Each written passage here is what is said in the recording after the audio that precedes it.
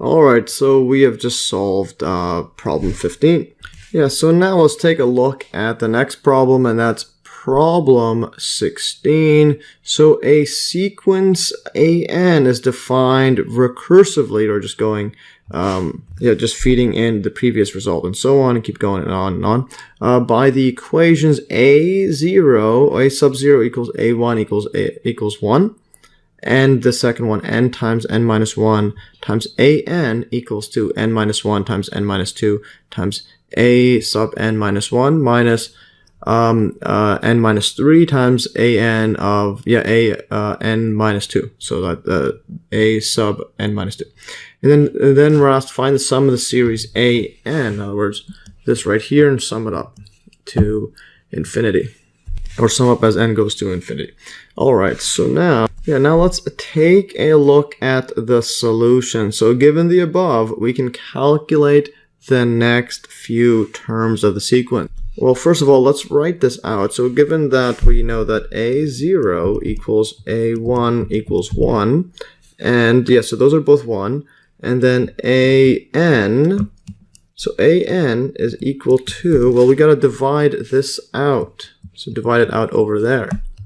And what we get is n minus 1 times by n minus 2 times an minus 1 minus n minus 3, an minus 2. All divide this by n, put this in the center, n minus 1. Yeah, so solving for the next one, A2, so we have A2 is equal to, because we know A0 is 1, A1 is 1, so A2 is equal to, let's plug in the numbers. So n minus 1, so 2 minus 1 is 1, times it by 2 minus 2 is 0, times it by A2 minus 1 is 1, A1, minus, and then we have n is 2, so then we'll have a negative 1. Yeah, so this will be 3. So we'll have a negative 1 times it by A0, n minus 2 is 0. Like that, all divide this by, n is 2 times by n minus 1 is 1. Like that, so just add 2 times 1. Like this. So in other words, this becomes, well, this A0, this one right here is a 0. So 0 minus A0 is 1. So we'll have, and this negative times negative 1 is positive. So it just becomes plus 1 over 2 times 1 is just 2. So in other words, this equals to 1 over 2. So that's the first one there. And let's look at the next one. So the next one is going to be A3. So A3 is equal to, and then put the 3 inside. 3 minus 1 is 2. 2 times, and then 3 minus 2 is 1. Times it by, and then we have over here a 2, then minus 3 minus 3 is 0, times it by a 1. So this is 3 minus 2. And then divide this out by 3 times n minus 1 is 2, so 3 minus 1 is 2. So what we have here, this goes to 0, a2 is 1/2, so this equals to 2 times 1/2 over 3 times 2. So this cancels, and this becomes just 1 over 6, like this. So this is 1 over 6, like that. And now the next one, let's do one more. You can see the pattern that's looking like it's arising. So there's a 2 there, 1 over 2, 1 over 6. In other words, this is a 3 times 2, this is a 2 times 1. And so the next one is a 4. This equals 2. So n minus 1 is 3, times it by n minus 2 is 2, times it by, this is going to be a 3, you can just see the pattern. This is minus 1, so 4 minus 1 is 3, minus, and then this is 4 minus 3 is 1, minus 1 like that, we'll just put a 1 without the bracket, minus 1, times it by 4 minus 2 is going to be a 2, like this. All divided by 4 times 3. 4 times 3, so this top part equals 2. There's a 3 times 2 there, and there's a 1 over 6. So this becomes 6. Oh, yeah, 6 times A3 is 1 over 6. Like that. Yeah, that's like that. But then this a2 is 1/2, so minus 1 times 1/2 is just 1/2. And this becomes, again, 4 times 3 is equal to 12. So what we get is, the next setup is, this one is 1 minus 1/2. That's just 1/2. So in other words, this is 1/2 divided by 12, which equals to 1 over 24. So this just equals to 1 over 24. Yeah, so, and now we can just box this in like that. Yeah, box that in. And again, notice that there's a 2 there. So in other words, there's 12. This is just same as writing 1 over 4 times 3 times 2. Yeah, so in other words, that's factorial there. So 1 over 4 factorial. And this one right here is 1 over 3 factorial. This is 1 over 2 factorial. And then even these top ones here, this is the same as writing 1 over 0 factorial. This equals, by definition, just the same as 1 over factorial, which both equal to 1 over 1, which equals to 1. So by definition, yeah, 1 factorial is just 1, and then 0 by definition is also given as 1. So those are all factorials. So it seems, so thus, I'll just say thus, it seems, key is seems because we haven't proved it, we just noticed a pattern, seems that, yeah, that a sub n is equal to 1 over n factorial. Yeah, because you can have this 4, then there's a 4 factorial, 3 factorial, 2 factorial, like that. So it seems this. Alright, so now continuing further, so now to confirm this pattern that an actually is equal to 1 over n factorial, we can use induction or mathematical induction. So recall from an earlier video, mathematical induction, in proving statements that involve a positive integer n, it is frequently helpful to use the following principles. The principle of mathematical induction: let Sn be a statement about the positive integer n, and suppose that S1 is true and Sk plus 1 is true whenever Sk is true. Yeah, so basically saying, suppose we have the first case is true, and then Sk, and then also suppose that whenever this is true, the next one is also true. Then Sn is true for all positive integers n. And this is reasonable because since S1 is true, it follows from condition 2 that S2, yeah, with k equals 1, that S2 is true. Then using condition 2 with k equals 2, we see that S3 is true. And again, using the condition this time with k equals 3, we have S4 is true, and so on. This procedure can be followed indefinitely, so it's true for all n, for all positive integers n. So the first step is already done. We already know that this equals to 1 over n factorial, so a0 and a1. So that's already done. So we assume that ak and ak minus 1 are true. So assume are true. Yes, the key part is we're assuming it's true, and then we'll solve for ak plus 1. And if that's true, then by induction it is all true. So assume that ak is equal to 1 over k factorial, and ak minus 1 is equal to 1 over k minus 1 factorial.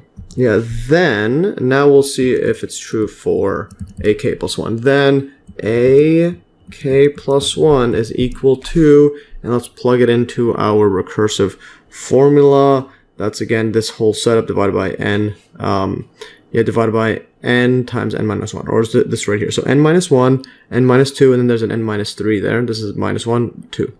All right, so n minus 1, so we'll have it as bracket k plus 1 minus 1 times it by k plus 1 minus 2, and this is going to be and let's see that again. This is going to be n minus 1, so k plus 1 minus 1, and then subtract this by, the next one is n minus 3, and then n minus 2 there.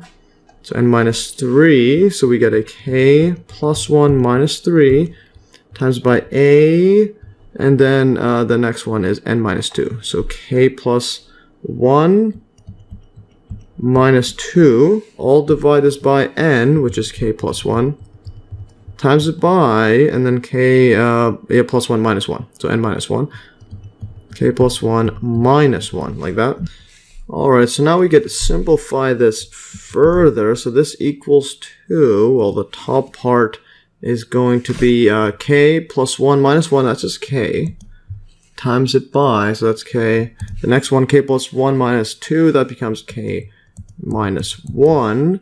And then this one right here, ak plus 1 minus 1, that's just ak. And then this minus right here, k plus 1 minus 3, this becomes k minus 2. Or this becomes k minus 2 times it by a k plus 1 minus 2. That becomes a k minus 1 there. And then this part right here, just put this better bracket. K plus 1 times it by k.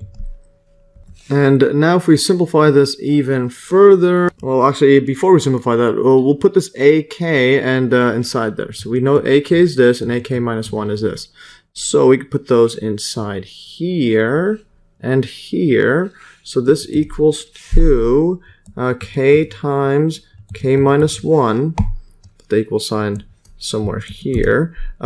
Equals, this one here, k times k minus 1 divided by k factorial. And then this is going to be subtracted by k minus 2. Divide this by k minus 1 factorial. And this is all divide this by k plus 1 times by k. And now we can simplify the factorial. We can expand that actually, so we can do some cancellations. So we have k, I'll put this equal sign somewhere here, k times k minus 1 over, this is just k times it by k minus 1 times it by k minus 2 factorial. Actually, instead of doing that, let's keep this here. And so notice this k minus 1 factorial will have the same common denominator. Yeah, because notice that this cancels with this, so then we'll just have it as a factorial there. So we'll not cancel the top part yet. Alright, so subtract this by k minus 2 over k minus 1 factorial. So just keep that in there. And again, all divide this by k plus 1 times by k. And now we could do some cancellations. Oh, well, because before that, we look at this right here. We could just add these top because those are the same common denominator. So this equals 2.